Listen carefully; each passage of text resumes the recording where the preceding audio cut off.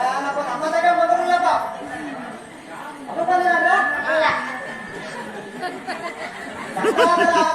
ಕಂಗೊಳಿಸುತ್ತಾ ಈ ಸಭಾ ಮಧ್ಯ ರಂಗದಲ್ಲಿ ಬಂದು ನಿಂತಿರುವ ತಾವುದಾರಮ್ಮ ತಾಯೇ ಮಹಾಮಾಯೆ. ಅಪ್ಪ ನಂದನ ಕರದಲ್ಲಿ ಬೆತ್ತವನ್ನು ಬೆಳೆದು ಅಂದವಾದ ವಸ್ತ್ರವನ್ನು ಧರಿಸಿ ಈ ಸಭೆಗೆ ಬಂದವರು ಯಾರೆಂದು ವಿಚಾರ ಮಾಡುವ ಧೀರ ವೀರ ನೀನ್ಯಾರೋ ನಿನ್ನ ನಾಮಾಂಕಿತವೇನೋ?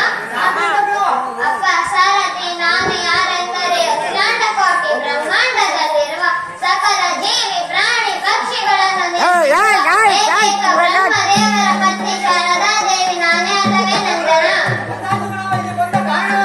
ಅಪ್ಪ ನಂದನ ನಾನೇ ಆಸ್ಥಾನಕ್ಕೆ ಬಂದ ಕಾರಣವೇನೆಂದರೆ ಭಾಗವತರು ವಿಧ ವಿಧವಾಗಿ ಧ್ಯಾನ ಮಾಡಿದ ಕಾರಣ ನಾನೇ ಆಸ್ಥಾನಕ್ಕೆ ಬಂದಿದ್ದೇನೆ. ಭಾಗವತರು ಎಲ್ಲಿದ್ದಾರೆ ತೋರಿಸು, ಮತ್ತೆ ಭೇಟಿ ಮಾಡಿಸು.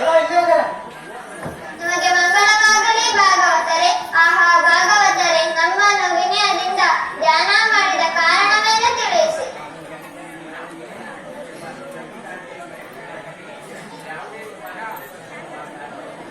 ಸೌಂಡ್ ಬರ್ತಾ ಇಲ್ಲ. ಆಹೋ ಜ್ಞಾನಾವಿತರೆ, ನೀವು ಈ ದಿನ ನೆನೆಸತಕ್ಕ ಶ್ರೀ ಅಂಬಿಕಾ ವಿಜಯ ಎಂಬ ಯಕ್ಷಗಾನ ಕಥೆಗೆ ಯಾವುದೇ ವಿಧವಾದ ಒಂದು ಕರ್ತಗಳು ಬಾರದಾಗಿ ವರವನ್ನು ಕಣಿಸಿದ್ದೇವೆ. ಈ ಕಥೆಗೆ